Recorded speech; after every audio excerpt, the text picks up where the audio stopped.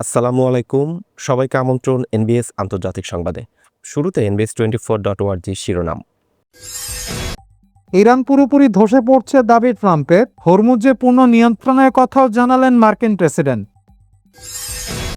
মক্কা প্রতিরক্ষা চুক্তি ঘিরে নতুন সমীকরণ, মধ্যপ্রাচ্যে মার্কিন আধিপত্য ও ইসরায়েল রক্ষার কৌশল দেখছে বিশ্লেষকরা। হরমুজে নিয়ম ভাঙার অভিযোগে সৌদি আমিরাত সহ বিভিন্ন দেশের ৪৫ তেলবাহী জাহাজ কালো তালিকায় ইরানের। এবং ফিলিস্তিন ইস্যুই মধ্যপ্রাচ্যের সবচেয়ে গুরুত্বপূর্ণ বিষয়, দ্রুত শান্তি আলোচনার আহ্বান জানালেন চীনের প্রেসিডেন্ট শি জিনপিং। দর্শক, মার্কিন প্রেসিডেন্ট ডোনাল্ড ট্রাম্প বলেছেন ইরান পুরোপুরি ধসে পড়ছে। ওয়াশিংটন ও তেহরানের মধ্যে চলমান সংঘাতের মধ্যেই সোমবার তিনি এই মন্তব্য করেন। এই বিষয়টি আপনি কিভাবে দেখছেন? ভিডিওটিতে একটি লাইক দিয়ে কমেন্ট করে জানিয়ে দিন আপনার মূল্যবান মন্তব্য। দর্শক, এতক্ষণ শুনছিলেন শিরোনাম, এবার বিস্তারিত। খবর পড়ছে আমি ফজলে রাব্বি। ইরান পুরোপুরি ধসে পড়ছে দাবি ট্রাম্পের, হরমুজে পূর্ণ নিয়ন্ত্রণের কথাও জানালেন মার্কিন প্রেসিডেন্ট ডোনাল্ড ট্রাম্প বলেছেন ইরান পুরোপুরি ধসে পড়ছে। ওয়াশিংটন ও তেহরানের মধ্যে চলমান সংঘাতের মধ্যেই সোমবার তিনি এই মন্তব্য করেন। নিজের সামাজিক যোগাযোগ মাধ্যম ট্রুথ সোশ্যালে ট্রাম্প লেখেন, ইরান পুরোপুরি ধসে পড়ছে। প্রেসিডেন্ট ডিজেটি তবে এই দাবির সপক্ষে বিস্তারিত কিছু জানাননি তিনি। এর আগেও ইরানের অর্থনৈতিক ও সামরিক পরিস্থিতি নিয়ে একই ধরনের মন্তব্য করেছিলেন তিনি। রোববার মার্কিন অর্থমন্ত্রী স্কট বেসেন্ট বলেন, ইরানের বিরুদ্ধে যুক্তরাষ্ট্র অর্থনৈতিক ডি-ডেতে প্রবেশ করছে। ট্রাম্প প্রশাসন ইরানের সামরিক ও পারমাণবিক সক্ষমতা ধ্বংস করেছে বলেও দাবি করেন তিনি। সামাজিক যোগাযোগ মাধ্যম এক্সে দেওয়া এক পোস্টে বেসেন্ট বলেন, ট্রাম্প ইরানের সামরিক সক্ষমতা ধ্বংস করেছেন, দেশটির প্রায় ১০০% সামরিক কারখানা গুঁড়িয়ে দিয়েছেন এবং তাদের পারমাণবিক কর্মসূচিকে সমাধিস্থ করেছেন। এর আগে শুক্রবার ট্রাম্প বলেছিলেন, ওয়াশিংটনের সঙ্গে সঠিক চুক্তি করতে ইরান এখনো প্রস্তুত নয় বলে তিনি মনে করেন। সাংবাদিকদের তিনি বলেন, তারা চুক্তি করতে চায়, কিন্তু তার মতে তারা সঠিক চুক্তির জন্য প্রস্তুত নয়। ট্রাম্প আরও দাবি করেন, ইরানে অর্থ নেই, নৌবাহিনী ও বিমান বাহিনী নেই এবং তারা সেনা ও পুলিশ সদস্যদের বেতন দিতে পারছে না। একই সঙ্গে তিনি দাবি করেন, ইরানে বর্তমানে ৩৫০% মূল্যস্ফীতি বিরাজ করছে। হরমুজ প্রণালীর আশপাশের অঞ্চল নিয়েও ট্রাম্প বলেন, এই গুরুত্বপূর্ণ নৌপথ এবং দক্ষিণ ইরানের আশপাশের স্থলভাগ সহ পুরো অঞ্চলের উপর যুক্তরাষ্ট্রের সম্পূর্ণ নিয়ন্ত্রণ রয়েছে। মক্কা প্রতিরক্ষা চুক্তি ঘিরে নতুন সমীকরণ, মধ্যপ্রাচ্যে মার্কিন আধিপত্য ও ইসরায়েল রক্ষার কৌশল দেখছে বিশ্লেষকরা।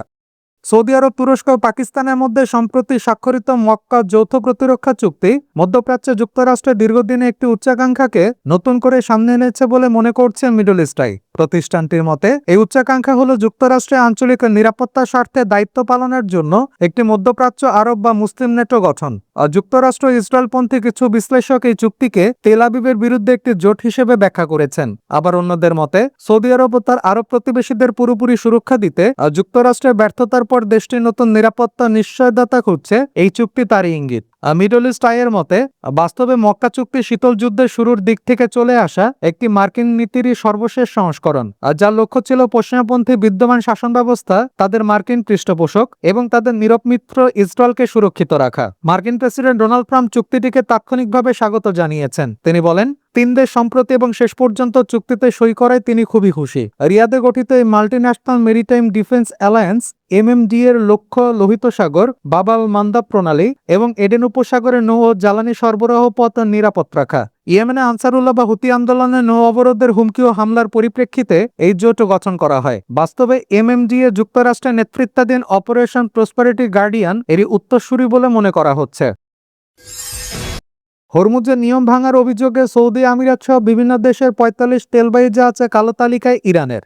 হরমুজ প্রণালী দিয়ে চলাচলের ক্ষেত্রে নিজেদের নির্ধারিত নিয়ম ভঙ্গের অভিযোগে ৪৫টি তেল ও গ্যাসবাহী ট্যাঙ্কারকে কালো তালিকাভুক্ত করেছে ইরান। শুধু তাই নয়, এসব জাহাজের সঙ্গে সমুদ্র এক জাহাজ থেকে অন্য জাহাজে পণ্য স্থানান্তরের কাজে যুক্ত অন্য কোনো নৌযানের বিরুদ্ধে ব্যবস্থা নেওয়ার হুঁশিয়ারি দিয়েছে তেহরান। ইরানের সঙ্গে যুদ্ধ শুরুর ৬ মাস পর কৌশলগত এই জলপথ নিয়ে দেশটির হুমকি আরও তীব্র হলো। রোববার ২৩ আগস্ট রাতে সামাজিক যোগাযোগ মাধ্যম এক্সে দেওয়া এক পোস্টে ইরানের নবগঠিত পারস্য উপসাগর প্রণালী কর্তৃপক্ষ এই তথ্য জানায়। হরমুজ প্রণালী ব্যবস্থাপনার জন্য সম্প্রতি সংস্থাটি গঠন করেছে ইরান। কর্তৃপক্ষ জানিয়েছে, তালিকাভুক্ত জাহাজগুলোকে জরিমানা করা হতে পারে, আটক করা হতে পারে এবং তাদের বহন করা পণ্য জব্দ করা হতে পারে।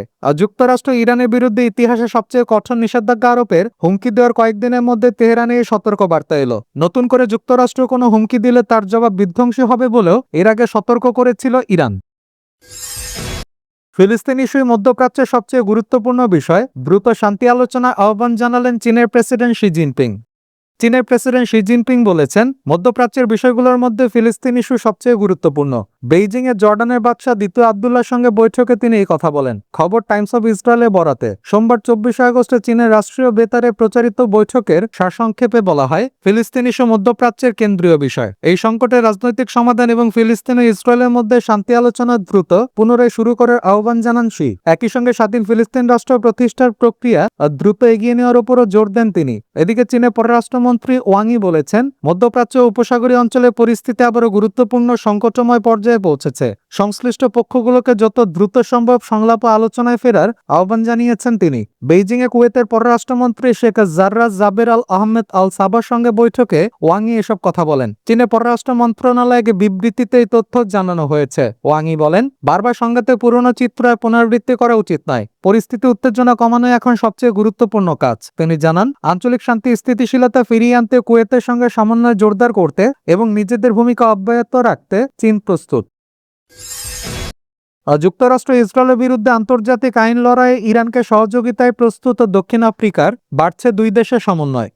যুক্তরাষ্ট্র ইসরায়েলের বিরুদ্ধে অপরাধের ঘটনায় আন্তর্জাতিক আইনের আওতায় পদক্ষেপ নিতে ইরানকে সহযোগিতার আগ্রহ প্রকাশ করেছে দক্ষিণ আফ্রিকা। একই সঙ্গে এ ধরনের কর্মকাণ্ডকে আন্তর্জাতিক আইনের পরিপন্থী বলে মন্তব্য করেছেন দেশটির আইনি প্রতিনিধি দলের প্রধান। নয়াদিল্লিতে অনুষ্ঠিত একাদশ ব্রিক্স আইনি ফোরামের ফাঁকে ইরানের জুডিশিয়ারি বার অ্যাসোসিয়েশন সেন্টারের প্রধান হাসান আব্দুলিয়ানপুরের সঙ্গে দক্ষিণ আফ্রিকা আইনি প্রতিনিধি দলের প্রধান মেকিনির বৈঠকে এই বিষয়ে আলোচনা হয়। বৈঠকে দুই দেশের মধ্যে দ্বিপক্ষীয় আইনি সহযোগিতা আরও সম্প্রসারণের বিষয়টি গুরুত্ব পায়। বৈঠকে আব্দুলিয়ানপুর ফিলিস্তিনিদের বিরুদ্ধে সংগঠিত অপরাধের অভিযোগে ইসরায়েলের নেতাদের বিচারের আওতায় আনতে দক্ষিণ আফ্রিকার ভূমিকার প্রশংসা করেন। তিনি বলেন, দুই দেশের মধ্যে আইনি সহযোগিতা শুধু আলোচনা ও মতবিনিময়ের মধ্যে সীমাবদ্ধ থাকলে হবে না, এটিকে বাস্তব ও ধারাবাহিক পদক্ষেপে রূপ দিতে হবে।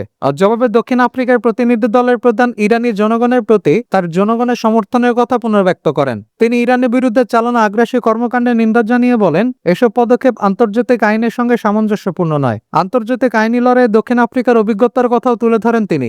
বিশেষ করে গাজায় গণহত্যার অভিযোগে ইসরায়েলের বিরুদ্ধে আন্তর্জাতিক বিচার আদালতে দক্ষিণ আফ্রিকার করা মামলার প্রসঙ্গ উল্লেখ করেন। ব্যারেল বোমা মুফতি হাসনের যাবজ্জীবন, আসাদ শাসন অপরাধে সিরিয়ায় ঐতিহাসিক আদালতের রায়।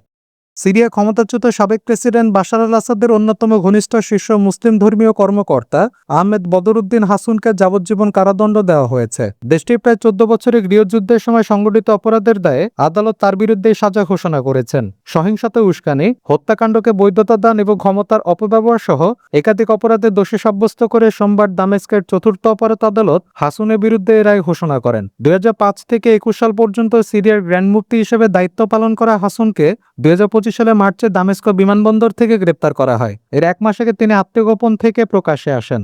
গত 25 জুন তার বিচার কাজ শুরু হয়। হত্যাকাণ্ডে উস্কানি দেওয়ার অপরাধে 20 বছরের কারাদণ্ড সহ বিভিন্ন অভিযোগে হাসুনকে একাধিক মেয়াদে কারাদণ্ড দিয়েছেন আদালত। হত্যাকাণ্ড দীর্ঘায়িত করার দায়ে দোষী সাব্যস্ত হয় বিচারক তাকে 10 বছরের কারাদণ্ড দিয়েছেন। এই ধর্মীয় নেতাকে একাধিক ক্ষতিগ্রস্ত ভুক্তভোগীকে ক্ষতিপূরণ দেওয়ারও নির্দেশ দিয়েছেন আদালত। দর্শক, এই ছিল এখনকার মতো। আমাদের পরবর্তী সংবাদ দেখার আমন্ত্রণ জানিয়ে বিদায় নিচ্ছি আমি শফিউল আলম আরাফ।